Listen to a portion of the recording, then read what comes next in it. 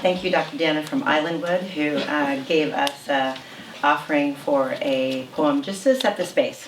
An invitation to brave space. Together we will create brave space, because there's no such thing as a safe place. We exist in a real world.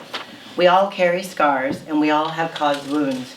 In this space, we seek to turn down the volume of the outside world, especially the election. We amplify voices that fight to be heard elsewhere. We call each other to more truth, to more love. We have the right to start somewhere and continue to grow. We have the responsibility to examine what we think we know. We will not be perfect.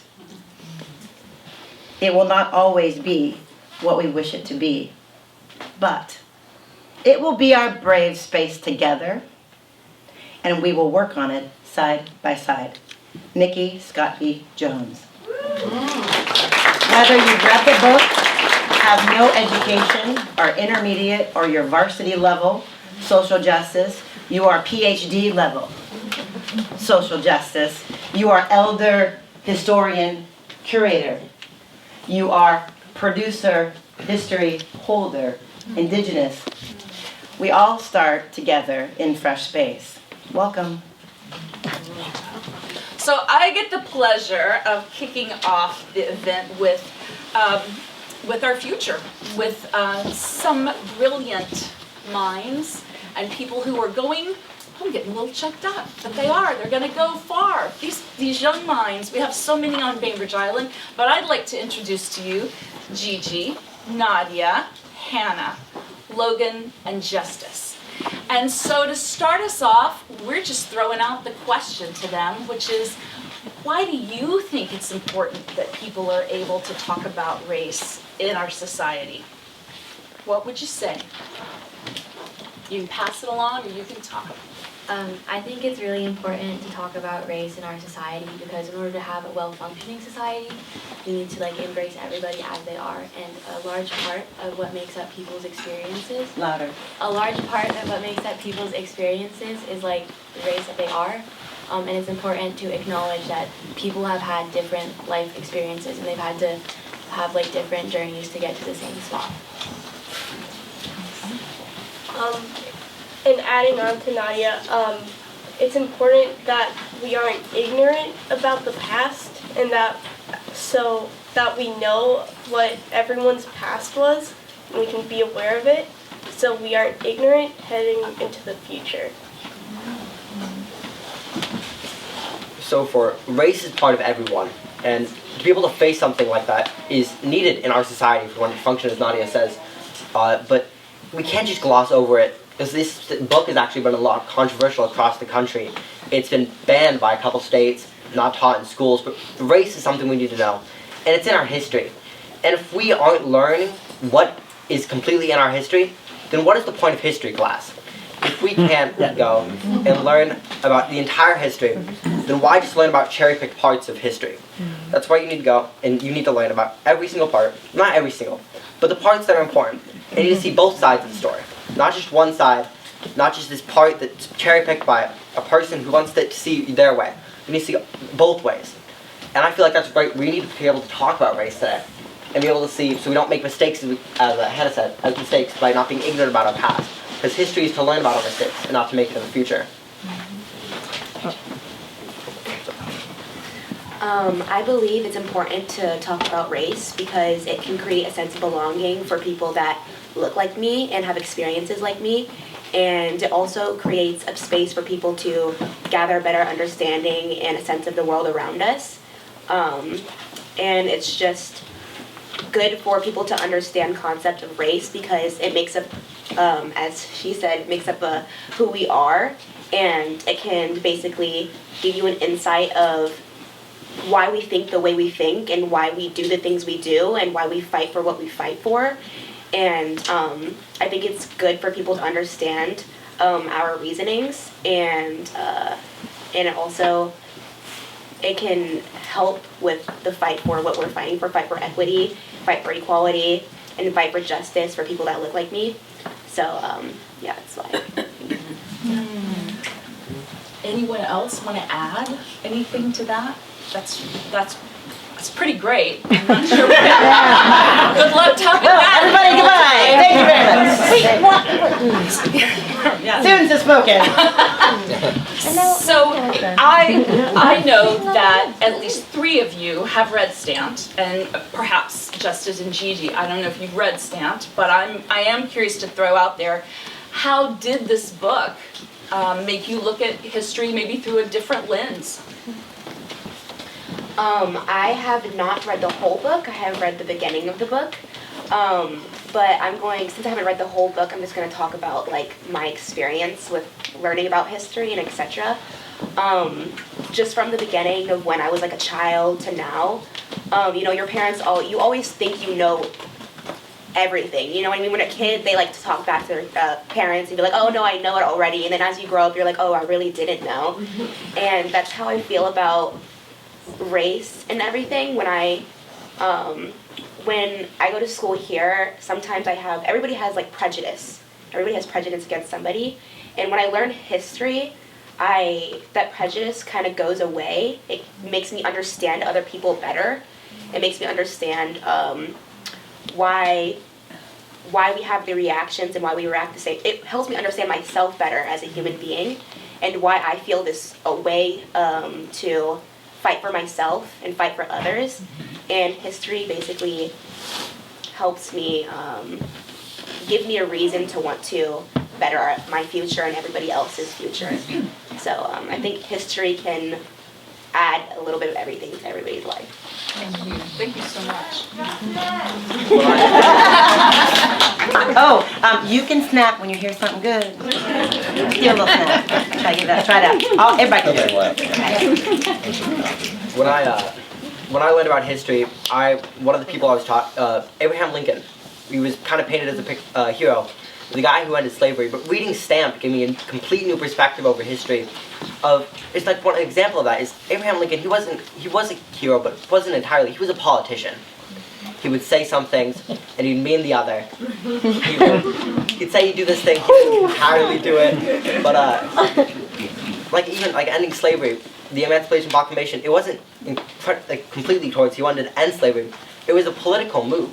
It was a correct one at that, but it was not completely motivated for the correct reasons. But just the book itself taught me so much about this history, taught me both sides, showed me what I was ignorant about, what I thought I knew, but I didn't, as Justice said. Honestly, it just gave me a new light on what I already learned, and other things as well. So kind of adding on to what both of them said, you learn things in history class and you think you know everything about it, but when you read this book you realize you don't, and there's just so much that goes on in between the lines that you never realize, and you just don't really know until you really focus on it and you really just look at a historical event and say, hey, this was good, or hey, this person was good, but what were they doing, and why, and what was their motivation, and what was going on in that period of time. And I'm just gonna reading Stamped and talking more about race was really kind of eye-opening for me, because up until 8th grade I had been taught one side of history, and that was the side we white people did everything well, they founded our nation, all that. And reading Stamped really helped me realize that it was our nation was built on the back of slave labor, and that even the presidents who say that they did the really good things and our founding fathers, they owned slaves, and it just showed a side of history that I had not learned before, and I think that's just really important, and it helps us prevent making the same mistakes that we've made in the past. Can I ask Nadia, do you think that a lot of us adults, old people, may not have learned that Yeah, too? I feel like a lot of people don't really realize what really happened. They realize the version that we were told in school and the version that we were told in the textbooks, and it left out a bunch of details. And so I feel like it's really important that everybody understands these details and admits that they exist. Yeah. You don't have to sing. I would love to. Okay. I think Gigi should talk. Sit back. Get comfortable. Hi everyone, I'm Gigi. I'm from the Bainbridge Island Youth Partners in Health Engaged chapter, as well as Max and Connor over there. Can I get a wave over there? Thank you, boys. So we're part of a group that tries to expand healthcare outcomes across the world. We're a chapter of the organization Partners in Health. So we talk about health a lot, specifically all the things that determine people's health outcomes, and race is like an enormous one, not just because of specific prejudice or stereotype in a labor room when a black woman is giving birth, but also the legacies of colonialism, the impacts of capitalism, talking about the IMF, just how poor countries that are majority black are treated. I think talking about race is so important so we can treat our community members as best as possible, but also so we can understand why some people have really good access to health and why some people don't. And so as someone who believes health is a human right, especially health care is a human right, I think we need to talk about race so we can understand how to actually expand that right to all people. Woo! Okay, y'all, we're taking notes. That was one of Emily Eigen, if you want to know, humanities instructors at BHS, and please raise your hand. Just raise your hand. If you want to appreciate some people, y'all need to be sending some notes to some teachers. I don't care if you don't breed or do breed or been breeding, didn't breed. Find a teacher at BHS, because the kind of things that they're talking about, the kind of discussions are building children that can talk about this at an earlier age and understand the world. Yes. Sorry, Emily. Okay, wait, got one more thing? Sorry. Got one more thing? Sorry, we're calling back just a little bit ago. Yeah, with the older generations, I was like my parents. They're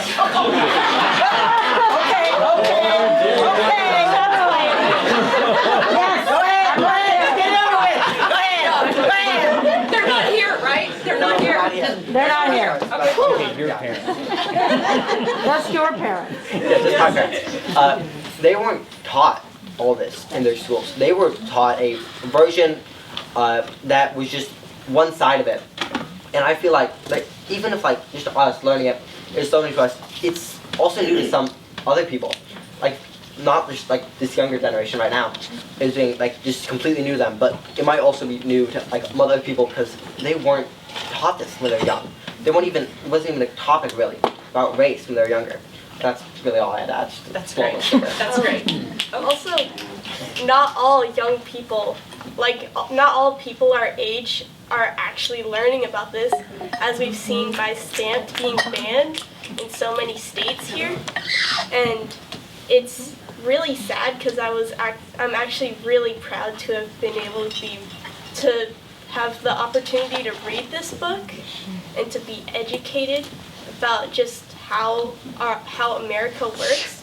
And I think the people of America and the children and adults of America deserve to know their past.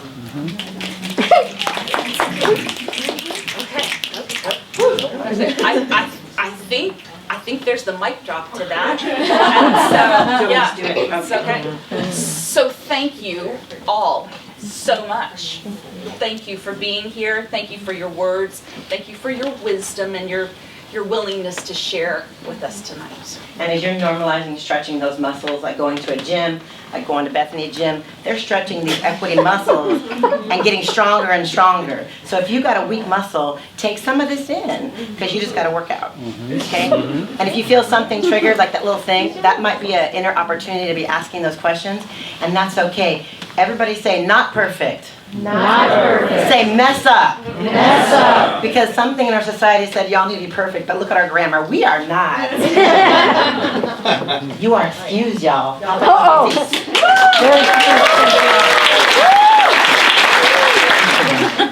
All right, next panel. And we'll go a couple more panels and then it's it. So this is gonna go by fast, y'all, so get it all in. Okay, can we have Savannah, Blair King, Kristen Hazlett, Dr. Deanna Theo, and Peter Drury. Oh boy. And if I said it wrong, just correct me. I make mistakes, see? So we know that your answers are going to be different, and that's part of why we're all here tonight, is to listen to each other, to learn from each other, and to maybe spark maybe spark thoughts from people who are listening. So we want to encourage you for sure that if someone says something in our conversation or something bubbles up, we want you to feel free to just chime in to react to that. So let's go around, and if you would, just say a little bit about yourself and what brings you to this conversation tonight. I'd like to not go first. Hi, I'm Kristen Hazlett. Can you hear me in the back? Okay. I'm the Executive Director of Secondary Teaching and Learning in the Bainbridge Island School District and previously worked as the principal at Bainbridge High School. So I have a direct connection to the text that we're launching here with BI Reads and to the students that were up front speaking most recently. And obviously feel a tremendous amount of pride about the way that our students in this community are able to speak real openly about race. And also want to note that we have wonderful high school students at Eagle Harbor High School as well, which wasn't referenced this evening, but want to make sure we're representing our Eagle Harbor High School kids. And I'm Diana Scipio, and this is a topic near and dear to my heart for also many reasons. As my mom would say, sometimes I'm the only raisin in the bun when I am in spaces, academic spaces, research spaces, so I carry that responsibility, not to speak for others, but to make sure that my voice is heard. I work with the graduate students at Islandwood in our Education for Environment and Community program, and at the core of our program is justice, equity, diversity, and inclusion. And we work for the whole 9 months that our students are with us, talking about these issues, bringing it up, making sure that they, as educators, have the skills that they need to be able to have these conversations. Because we feel like the more that they work on themselves and understand who they are and what they bring to their teaching, the better prepared they are to work with a diverse group of young people. And so that's the work that I get to do every week. Today we were talking about anti-bias in children's books at one of our applied learning sessions, which is basically professional development, but I'm an academic. I gotta come up with a new name for everything. Hello, my name is Savannah Rowlstead. I was raised on this island. I went through the school district here as well. My reasons for being here, I am the co-chair of REACT, for the Race Equity Advisory Committee for the City of Bainbridge Island. I went to school in New York, upstate New York, and I came back because this is where home is. And when I got here, I said, okay, well, this looks a little better than it did 20 years ago, but still not looking so great, guys. So as somebody who has a younger sibling and wanted to see a difference made for those students back there, it became really prevalent to me that something needed to change. And as I continued to work with children, I realized it needs to change here and now, and it, Ghostbusters. I just Ghostbusters. I got distracted because I was excited. Well, that's on par with what I do with children, you know. As you should. My main focus, and listening to you talk about how, you know, you're teaching the grad students. My main focus was, when I'm working as a preschool teacher, is saying people of color need to be in positions of power. This is when children see people of color in positions of power, that's when they know that is the norm. And that is what we need to see going forward. So anyway, that's why I'm here. My name's Blair King. I'm the city manager here in Bainbridge Island. I am a fan of One Reads. I have had the opportunity throughout the last 7 years to participate in Community Reads. In 2020, I was in a city that voted for Stamp from the Beginning as their Community One Read, so I had the opportunity to read that book in 2020. So now it's 2022, and I'm in another city where we're reading another version of Stamp as the Community Read. I also just coincidentally was born in Uijeongbu, South Korea. My name when I was born was Chun Larry.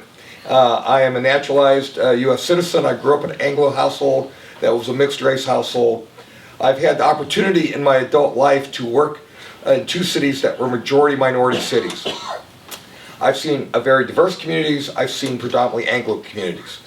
I love the idea of community reads, and this book is a really interesting book for me for a variety of reasons. Again, having had the opportunity to read it once in one community, I'm really looking forward to reading it again in another community, and to compare and contrast the differences in those communities. And I gotta say, the demographics of the community in 2020 are very, very similar to Bainbridge Island. So I'm curious if it's going to have the same reaction and the same reception that occurred then. So that's why I'm here. I want to promote the One Read and really want to talk about Stamp and this version of Stamp 2.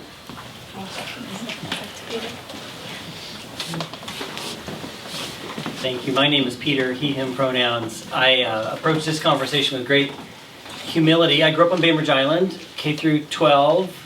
Blakely, I think they call them the Bulldogs now. We didn't have a mascot back then. Blakely. And I grew up on this island and then chose to come back to it in more recent years and have children who've grown up here. And so, and I feel a deep connection to this land and this place. But I will say that as a part of my journey, I feel like much, as was spoken of earlier by some of our younger students, you know, the history we learn and the history we don't learn are terribly important. And I grew up with a great sense of privilege being on Bainbridge Island, and I felt that as I left the island in particular, it's not that it wasn't true on the island, as I grew and my life took me off the island, I kept learning more and more and more nuances and lenses to stories that I hadn't necessarily learned. And so I just am somebody who approaches this conversation with humility as a, you know, as a, I'm sorry?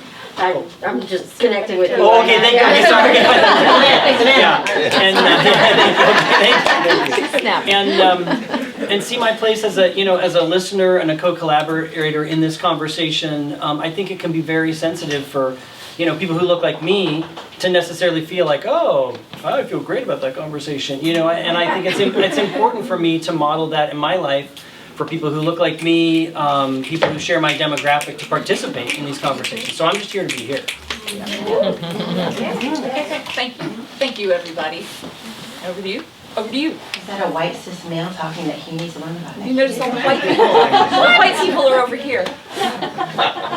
Oh, yeah. I just want to say that it's a man. I thought Bainbridge Island only had well-read women. She said the thing. I'm the one that says the thing. Joe, don't worry. I didn't say anything. I didn't even. Don't you looked right at me. Why do you think, at least right now, when for you in your life, when was talking about race normalized?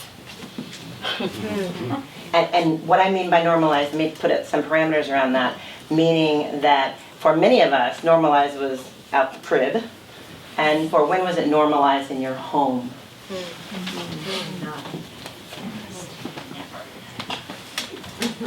Hello. So one of the things I forgot to mention is I'm not a natural born citizen of the United States. I was adopted from Lima, Peru as a 3-week-old baby, and I was raised by a Dane and an American. So I lived on this island, and I call myself a potato, brown on the outside, white on the inside, because I walk around this island with privilege because I was raised here. But when you come back and you see all these things, you know, I have, from the beginning, I was always told I was adopted. I was always told, you're from somewhere else. This is a conversation that was very, very prevalent in my home growing up. So this was, you're Peruvian. How do we connect you with that kind of culture? Okay, we got to go to Seattle. We're not going to find it here. So we got to go to Seattle, and you got to be able to, you know, be part of the conversation. Did you run after brown people in Seattle? Well, so that's when I went to Running Start. I went to Running Start in 11th and 12th grade, and I'd been raised here. I walk into Seattle Central Community College, and I walk in. It was like, I was like, so, okay, everybody looks like me. And it was like, instead of walking in a crowd and feeling like you were the raisin in the bun, I was like, everybody's the chocolate right now. I was walking down the hall, and I was like, everybody is not white. And it was like, holy crap. And then I went to school in Syracuse, New York, and that was a whole eye-opening experience, because New York is at the state, so. But that is, having it be part of a conversation so early in life is, I think, one of the reasons it became so prevalent in my adult life. And I think that is something that really is really important as parents raising children, to start the conversation super early.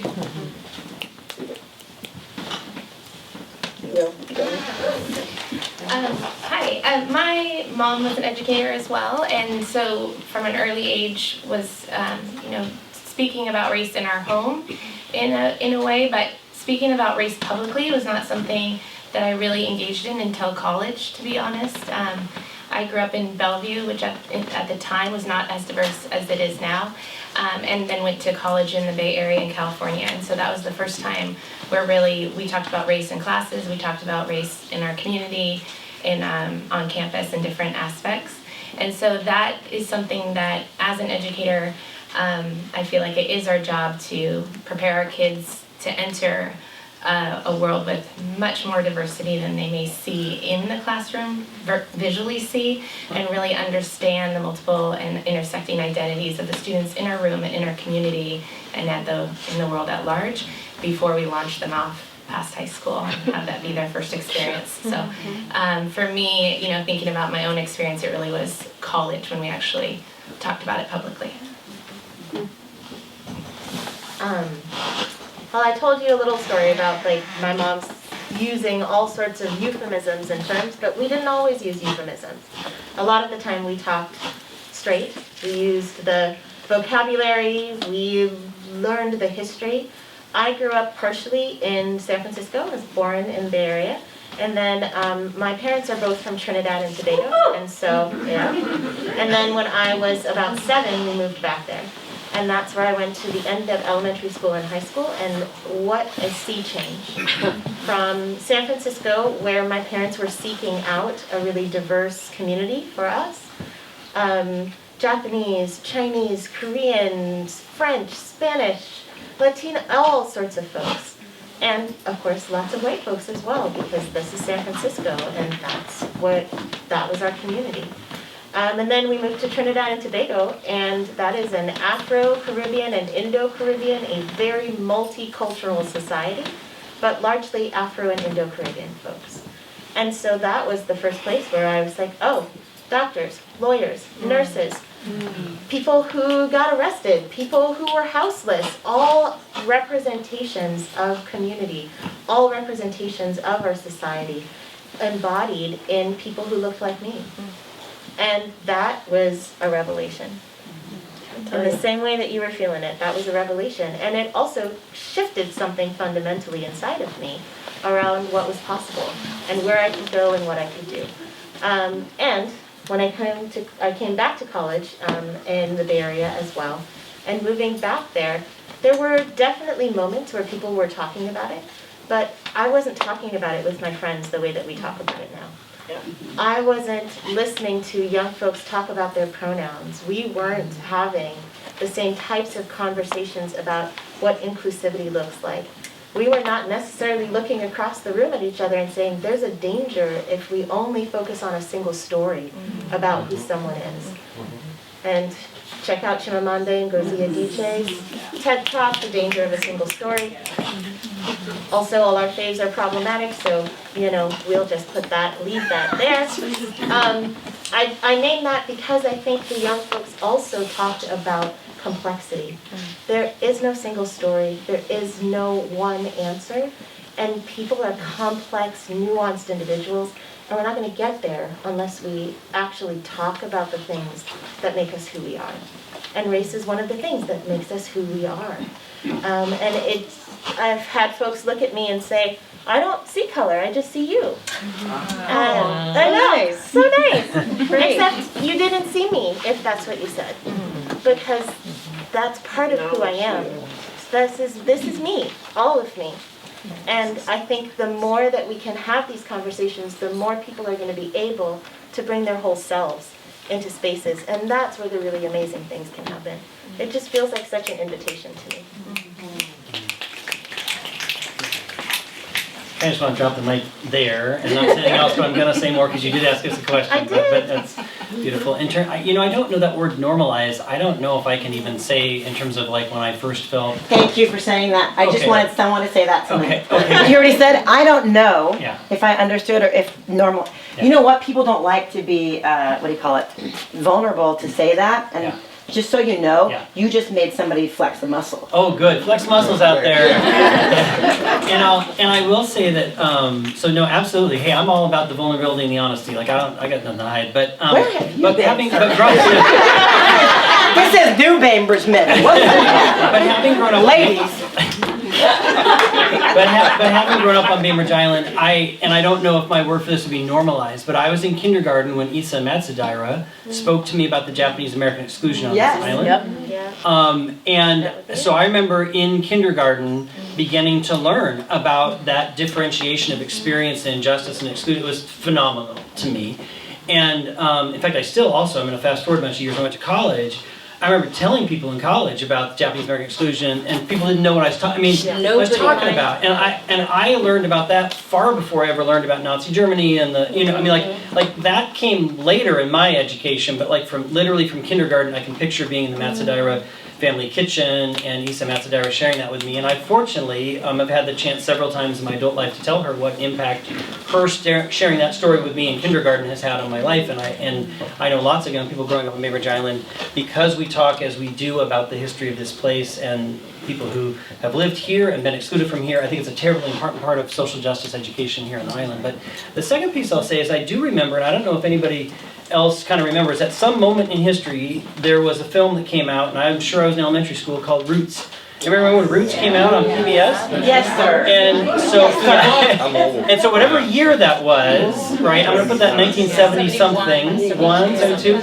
Yeah. So that had a phenomenal impact, and I would say at that moment in time, that's back when there was like 3 TV channels. There was like 4, 5, and 7, or 4 and 9 on PBS. And I felt like every family, every kid, I thought we were all watching Roots. I don't know if we were all watching Roots, but at least in my family's community, we were all watching Roots. And I felt like my parents were able to talk to me about injustice and inequity, and at that time, at that age for me, I had a profound sense of guilt about all that. In my own evolution, I had to evolve from what it means to move from a place of guilt to a place of knowledge and understanding and solidarity and power and criticism. But it certainly started as a young person of oh crap, those are my people, look what they're doing to the other people. At a very young age. And so Roots had a phenomenal impact on me.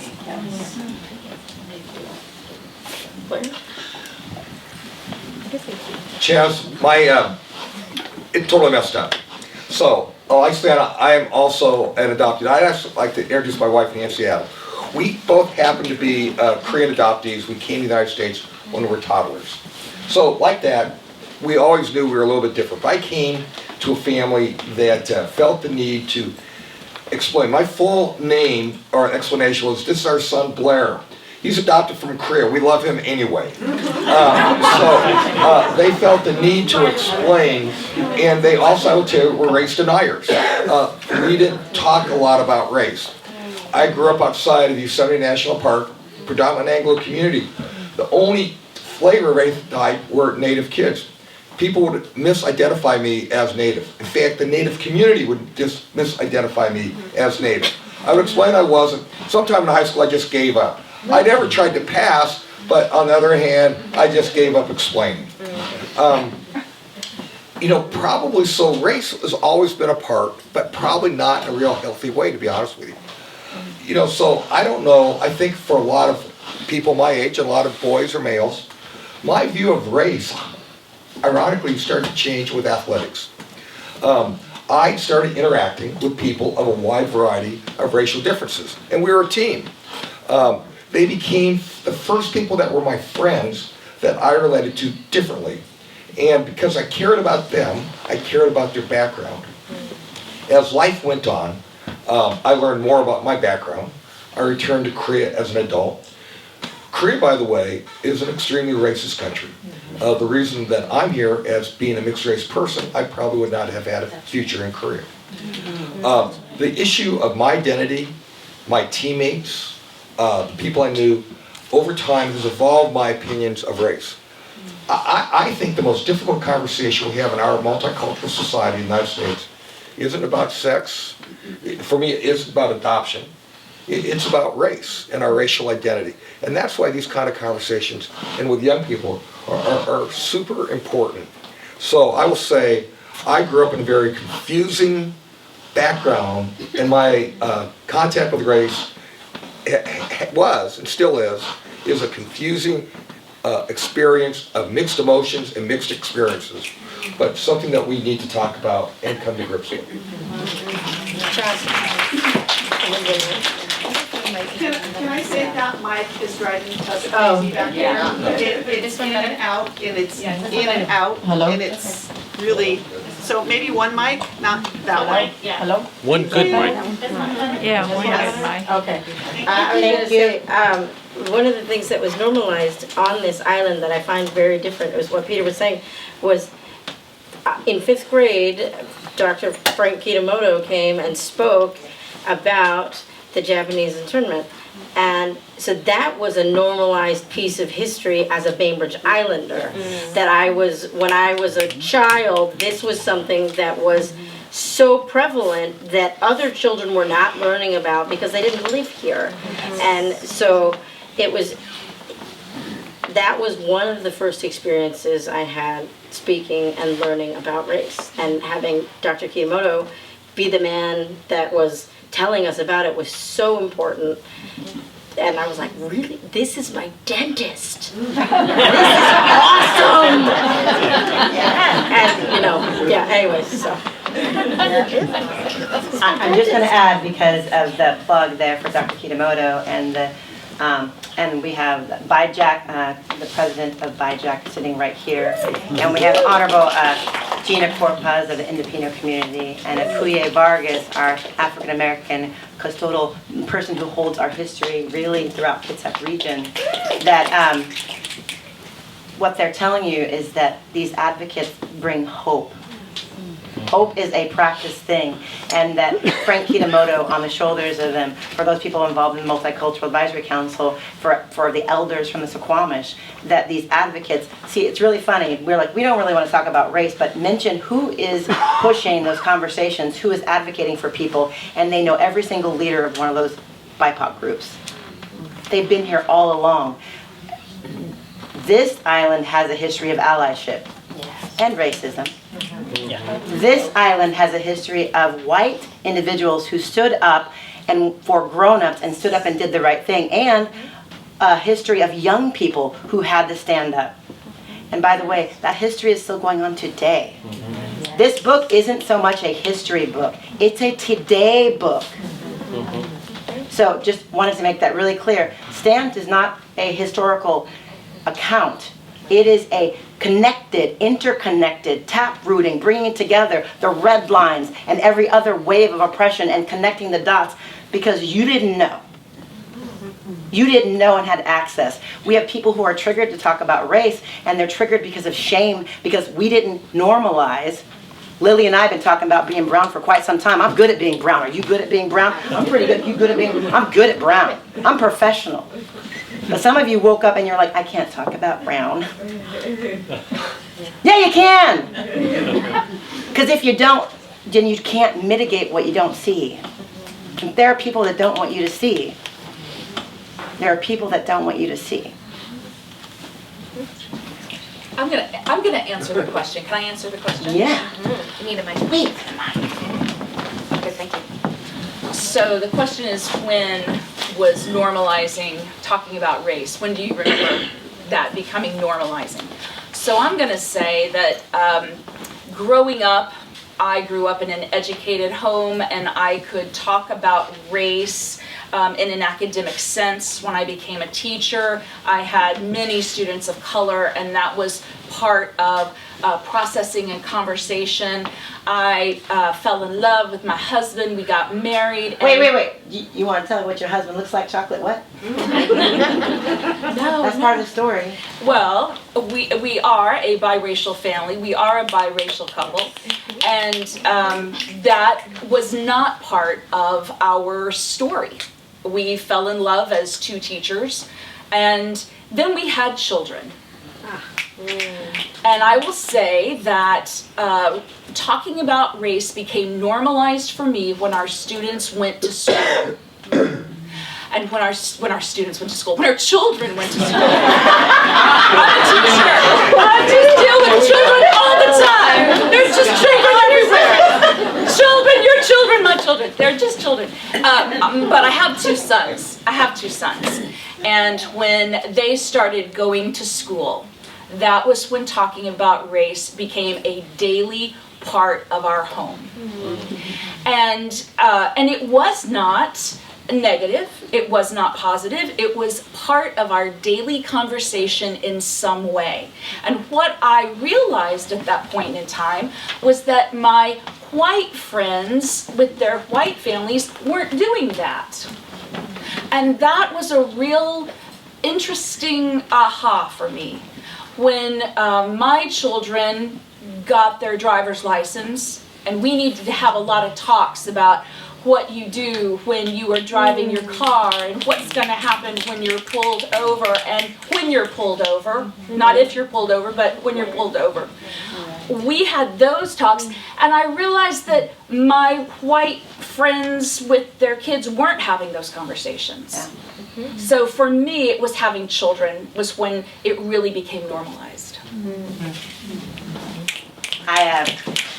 I'll only say this, that I had different conversations with different people, and as an educator, black students would come in my room and I'd close the door and I would tell a different story to my white students and my black students. Before a field trip, if we were getting on buses and going somewhere, I'd be like, look, Jerry, Brad, and you stay with Jerome and Shaquiko. Okay, if something goes awry, you all have to double back, you look out for them. And I've been telling this story so long because I didn't know how to stop the oppression from happening when we were out there. I could do whatever I wanted to do in my classroom. I could close the door and keep them all safe in my castle. But I couldn't stop out there. When I came to Bainbridge Island Community, I had the luxury and the privilege of meeting Akuye Vargas. At the time, Karen Vargas. That's after she went to Africa. Then she got her other name. So the beauty of meeting other people who could see 3D. Brandy's son gave me a quote. I don't know what. Sorry, Max, I'm put you on blast. I said, what do you want? How do you want grown-ups to show up for our biracial and our multicultural? By the way, that's eking up to 28%. Yes, I said it. How do you want us to show up for you? How do you want us to show up? And he said, I want the grown-ups on Bainbridge Island to see what I see. Just see what I see. That made a profound, because it was still going on, but sometimes we don't have champions who are willing to, because we want to be so polite and agree and make people feel good, but our children are saying to us, do you see what I see? From topics like sexual assault, to mental health, to everything else. So if you're agreeing with everybody, you're not seeing what they're seeing. They gotta have grown-ups who can see. Some of you see 3D, I know who you are. And that's a gift. Are you using your gifts to advocate? Are you supporting those BIPOC leaders? Are you supporting those young female leaders? Gigi, oh my goodness gracious. And if you aren't, there's an opportunity for you to do so. You can support our school district. Get in there, even if you didn't breed anything, get in there.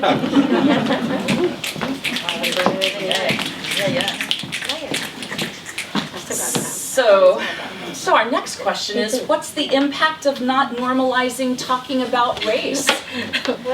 We talked about when you first realized that that was normalizing for yourself, but if that's not part of people's normal conversation, what do you believe is the impact? And I would invite you to also think about organizations or groups that you know and how that isn't just impactful for individuals, because it certainly is, but also for groups of people.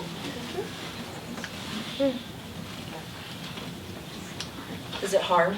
Is that a hard question? That's a little calculus-y. Okay, well, it's all right. I got You went there. D's doctorate. She's got a doctorate. I'll talk about it. She's got a, I'm over here in the back row going, don't look at me.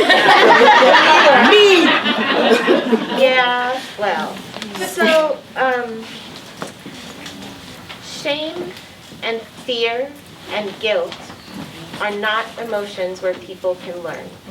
When you are feeling those things, you cannot learn because it triggers in your body. If you just close your eyes for a minute and remember the last time you felt guilt about something, did it make you want to fix it? Or did it make you want to, I call it ostriching. My students get this moment where they haven't turned in an assignment and they're feeling guilty, right? And so they stick their head in the sand instead of coming to talk to me during office hours about how we can fix this. And I mention this not to put my students on blast. They are amazingly busy, wonderful humans. I say this because this is part of the human condition. I'm feeling guilty, I'm feeling afraid, I'm feeling shame, and I don't want to feel that way. So instead of talking about the thing that is making me feel that way, I'm going to say that thing needs to go away. And that's, I think, the impact of not normalizing these conversations. Because Chaz said it's like a muscle. If you don't stretch your muscle, then you don't grow your muscles. But to quote some wonderful song lyrics, if you're skinny, then use your little muscles, right? You start with the little muscles, you build up the bigger muscles, you keep on going, right? If you're skinny, use your little muscles. And as you know, you go to the gym, you build those muscles up. And that's, I think, unfortunately, another impact of not talking about this. Because we get in our minds that some people are good about talking about this because it impacts them. And some people are not good about talking about this because they never had to, or they know nobody asked them to. And so we get this idea. But I know you, and since I know a brown person, you know what? They're the expert in my life. Fine, yeah. And you know what? Anytime I need to talk about black stuff, I'm going to Akuye. Right. Kuye, you go ahead and talk. You go ahead and talk. See? The burden that when they leave a room or a conversation from the city or from a government or a PTO meeting, when the black person is always asked, well, what do you think black people should do, Ambassador? Amen. This is another impact of not talking about it, right? Because now we don't each see the role that we play. So you give an academic a mic, I'm going to quote some people. So Paulo Freire talks about the oppressed and the oppressors, right? And he says that both groups are harmed and dehumanized because of the context that you put them in. This context is our broader society. If we're not able to talk about these things, we might just flip the script on who is the oppressed and who's the oppressor. That's not it. We have to address why we have an oppressed and an oppressor class. And that, to get there, we have to have a conversation about race. We have to have a conversation about ableism. We have to have a conversation about fat phobia. We have to have a conversation about homophobia. All of the isms and all the phobias, we have to talk about them. And that, I think, is another one of those impacts, right? We think, oh, we can sweep it under the rug, let's not worry about it. I talk about it a lot because I think that that's what makes my educators so much better at teaching science, at teaching literacy, at mathematics, at teaching, because teaching is, you're yourself when you're a teacher. You bring yourself into the space all the time. And you have to know who you're bringing into that space because the young folks in front of you are bringing themselves too. And they deserve a teacher and an educator who understands who they are and then can see the students in front of them. And the buffet, everyone's welcome to the buffet. Some might leave hungry. Sure. And some will leave full at different times, but the buffet is always prepared and calling people in. Okay, you want to volunteer? Go ahead. Okay, there's always an opportunity, an entry point for building community. The Japanese internment, this story that was here because of the strong Japanese people is one of the launches. Every time we have this, it is a launch into another story. Don't get it twisted. People go, well, we don't talk about equity and allyship. Shoot, you guys coin phrases here. Go for it, Blair. So I mentioned that I grew up in a strange environment. with deniers. My parents are good people. They're passed on now. But in our household, we didn't talk about race, not really, because there was no reason to. We treat people equally. We don't see people's race. We are good people. And so there was very little conversation about race because there wasn't a need from their standpoint. From my perspective, that is a very limiting world. And one of the things that happens in that limiting world is the issue of empathy for other people becomes muted, it becomes weak. And because there is a little bit of review. I know that there, as we deal with society and we talk about issues of race, and some people feel uncomfortable with race, I can project and think about the people that I knew that were deniers. In their mind, they are good people.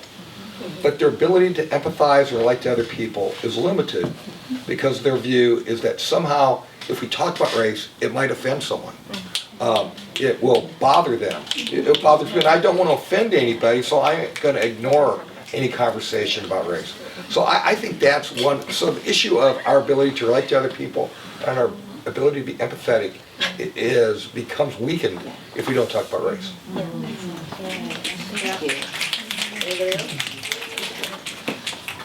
So I know if we draw back to what the students were saying when they were up here and the importance that they place on talking about race and having access to texts like STAMP is because in our school system it's full of kids just like them who want to hear about the complexities of history and dig into those topics and understand stories of the past. And we've heard about the Japanese internment a number of times here, and our kids can speak to that from a very young age in this district. And then I just want to note that we've also had a chance to really learn more about the Indopino community through Honor Thy Mother, and Gina's up here in the front row, and she just aired the documentary last week for 8th grade students and spoke to them, and those personal stories, like the examples of the Matsudairas and Frank Kinomoto sharing their personal stories, the same is still happening right now in our community, both with Japanese ancestors that have been here, and then also our Indopino community, and that sense of place and knowing that the history of this place, the people are still here and telling stories that our kids can relate to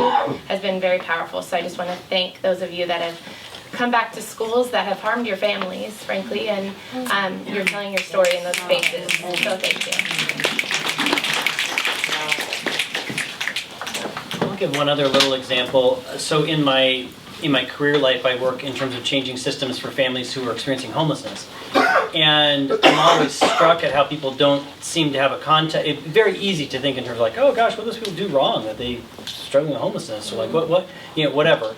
And it's just so interesting that people not paying attention, not normalizing conversations about race, don't realize, and they seem surprised when I say, 90% of the people we're helping are BIPOC, and about 90% of those are headed by households headed by women. And we have designed systems in this society over time, whether it was our policy over land ownership, or how the economics of our society work, or how we push people out, that, it came up earlier this evening in terms when the students, younger people than me, I don't want to say young people, but the younger people than me were up here, talking about how, we built an economy on the backs of all kinds of people who were uncompensated for their labor. And there's just generational trauma and inequity that has just compounded, right, for hundreds of years. And it is not by some random accident that 90% of the families we're serving are BIPOC, who are families facing homelessness. Guess what? We've created that system. And I probably talked more than I should now, but I would just say that, okay. But to that idea about what happens when we don't normalize the conversation about race is then people get to pretend that somebody did something wrong to wind up in that position. Like, you mean they're not born oppressed? Yeah, get exactly. oppressed? Just checking. And so this, and I'm just stunned and feel like at the core of our work, like when someone's like, well, gee, what leads to family homelessness? What causes that? I'm like, well, racism, and I can just start, right, exactly. I mean, it's land policy, housing policy, home ownership, redlining, it's all there. And you can map this stuff way back very, very clearly. So if we don't talk about it, then we whitewash history and we pretend it doesn't exist. Oh,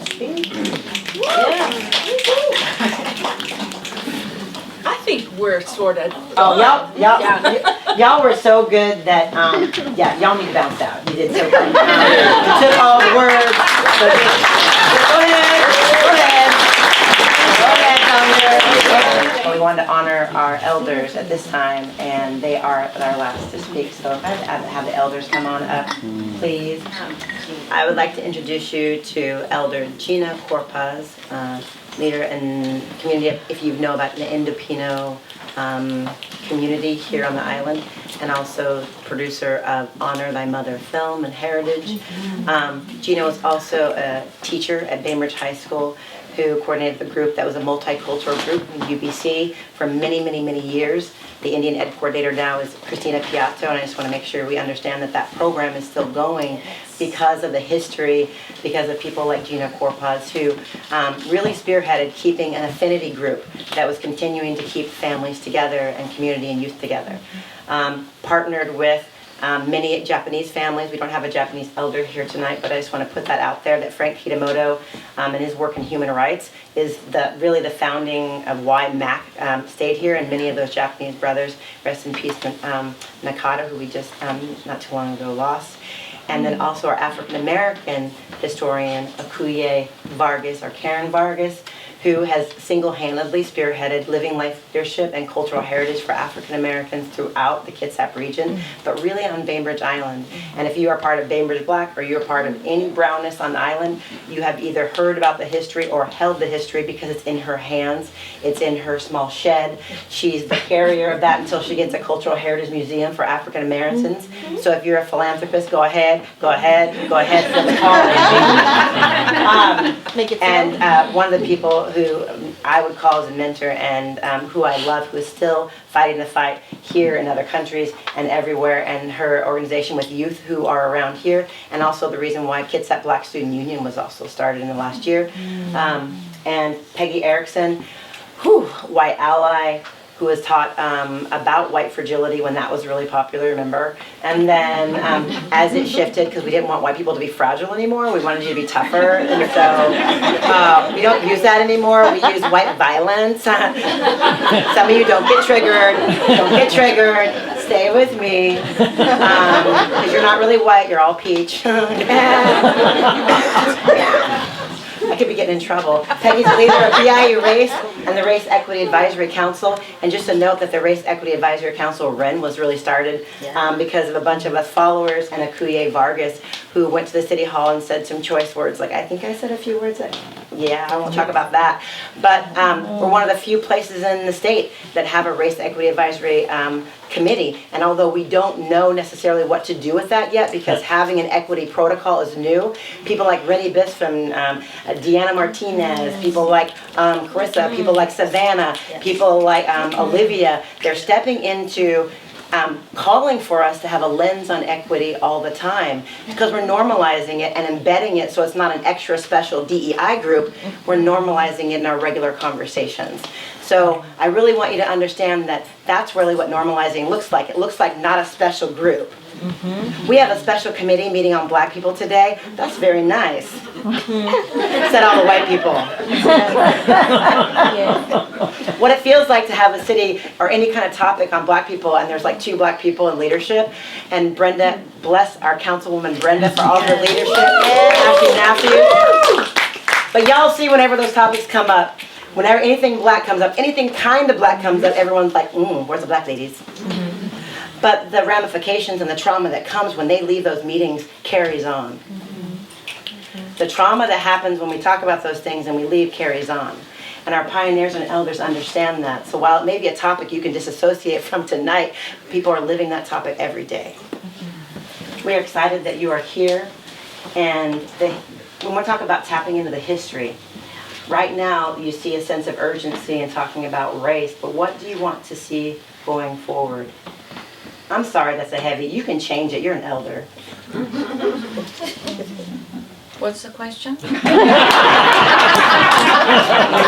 you want us to be. Whatever you want. Elders, do you ever feel not listened to? I'll start with Peggy. That will get that. Gina, and sorry, because you're not fragile. So I think question is, what do you want to see going forward? I think the students tonight talked about the fact that they hadn't learned true history coming up to this place.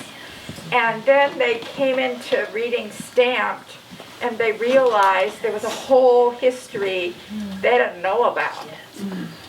And when we look around at what is happening today, everything is resting on history. And you were saying earlier, The unicorn. yes, you know, like if you don't understand redlining and the whole history of wealth inequity built through a lot of racism, what's going on today looks like there's something wrong with them because they're poor, you know, because they don't, and that narrative goes on, and it seems somehow rational if you don't know history. Right. Exactly.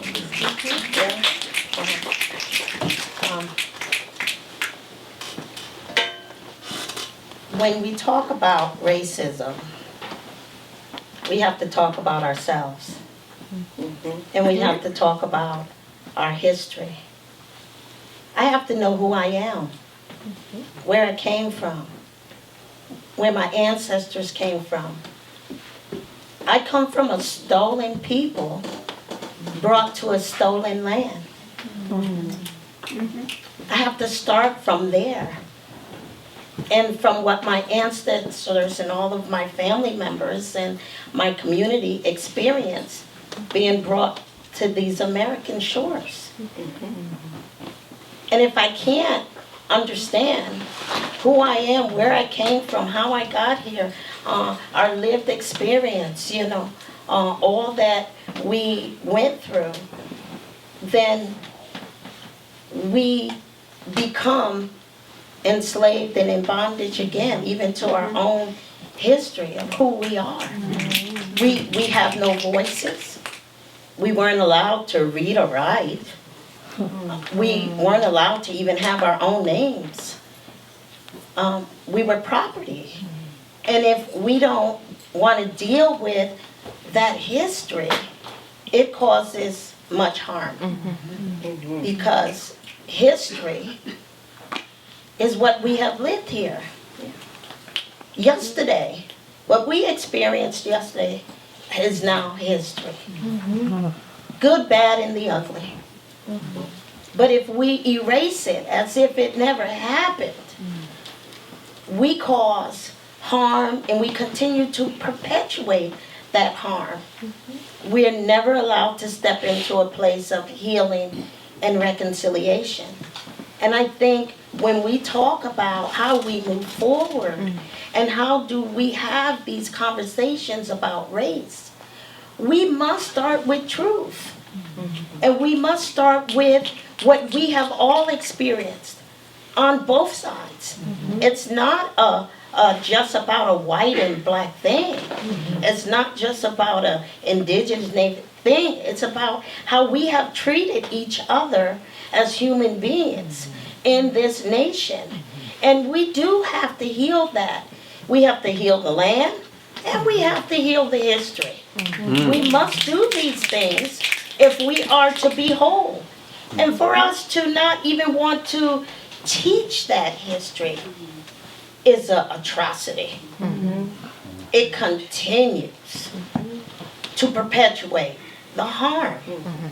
Because we know what true history is. Whether we allow people to research it, to read it, we know that as human beings.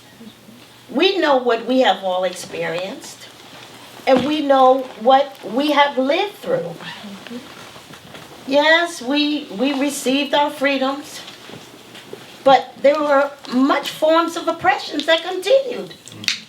Healing was not a part of the system.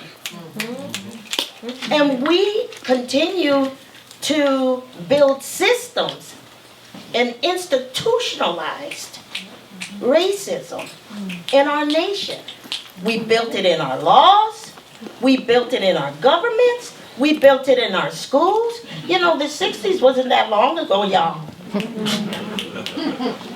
You know, some of our children think, oh, that was hundreds of years ago. Yeah, because they don't have a concept of what the history was for their own parents. And how the nation and the country was so divided. And if we're not going to teach the truth and teach true history, our children will suffer for it. Because they are the future. And we want to continue to be able to move our young people in a place where they can heal some of their history. And I think that's where we go as we move forward.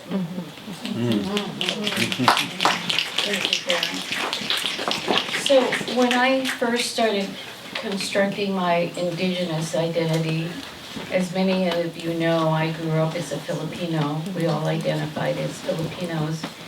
And so I took from Rigoberto Menchú that if you're going to be indigenous, live with your people. So one of the first things that I learned was that the work is not 9 to 5. That's your job. Your work is whatever your highest priority is. And so my priority always is, number one on my list, is to reduce prejudice and discrimination. And so that kind of guides me through my day. And it's not work. It's not my job. I don't expect to be paid.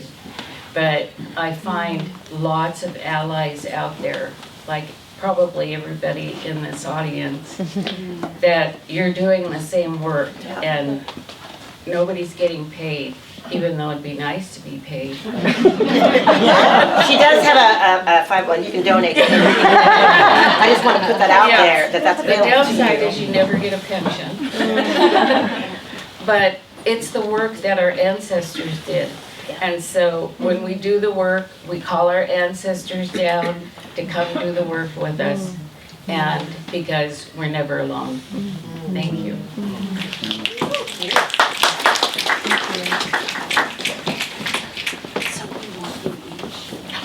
Oh, you want a photo? We want a photo. Okay. Elise wants a photo. Third copy. In flexing the, if you got more than 5 copies, you're gonna go find someone to give it. He's gotta give it away. Oh, you really are taking photos right now? I'm totally taking a photo. This is a beautiful photo. Thank you. Y'all, Ready? Just the great. wait. You do it for the gram. For the gram. Oh my goodness. Yep, here we go. Ready? What's that voice? Do it fast. 1, 2, 3. Jesus. Both on Instagram. Thank you so much. Okay. I want her sweatshirt so bad. So much. We're so grateful for our elders, and We have to have conversation. there just aren't enough thank yous for the work that you do continually and continuing to do. And Gina in the schools, Akuye everywhere. But I want you to note that Honor Thy Mother is available. You can actually purchase that movie. And if you're showing it at one of your institutions, you should, if you haven't done that, or your interfaith or your school, it is available to you. If you know that Akuye also puts on the MLK Community Celebration that's at BEMA, and also Black History Month, and a special event. I don't know if I'm supposed to talk about that, but I won't. No, you can. What's her name? Pat, what's her name? Patronal Right. Sing out. Yeah. The late Say it loud. Yes. Patronal Right. Yeah. She came here. She was amazing. She worked tirelessly in our community for over 15 years with community sing-outs, bringing our community together, singing together, breaking bread together, fellowshipping across lines, and being able to come together and really break down barriers and really build community across racial lines and talk about some tough stuff. You know, Pat was rough. She would give it to you, and she would do it in love as well. And so we lost Pat. And we want to honor her and commemorate her with the last sing out here on the island. That's going to be the same day. She's always done it every year in January. She was born on Martin Luther King's birthday, but she always dedicated time to come to our community on Bainbridge Island to do sing out. And so we want to honor that work and that labor of race equity and inclusion in our community. It's an honor that she gave of herself and her time, and we want to honor her as well, her life and legacy here on Bainbridge Island. I'm going to invite our Laura and Jana to come up, our organizers, and thank our beautiful elders as they head out of the seats.